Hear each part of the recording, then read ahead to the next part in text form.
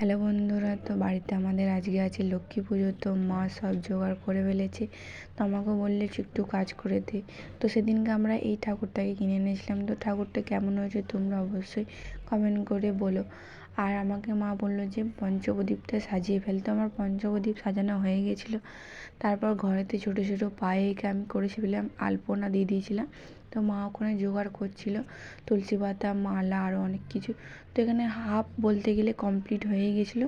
তো খানিকক্ষণ পরেই বামুন ঠাকুর চলে এসেছিলো। বামুন ঠাকুর আসার পর বামুন ঠাকুরের যা যা দরকার সেই জন্য আমরা সব জেলে দিয়েছিলাম। ধূপ, মোমবাতি আর অনেক কিছু দিয়ে দিয়েছিলাম। তো ঠাকুর মশাই নিজের মতো নিয়ে নিচ্ছিলো। তো এখানে পুজো কমপ্লিট হয়ে গেছিলো।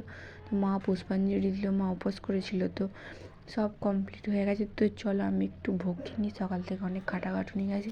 তো হালকা করে একটু ভোগ খেয়ে নিই। তো তোমাদের একটা জিনিস দেখায় চলো। তো আমাদের ঘরে সকাল থেকে একটা পায়রা এসেছে।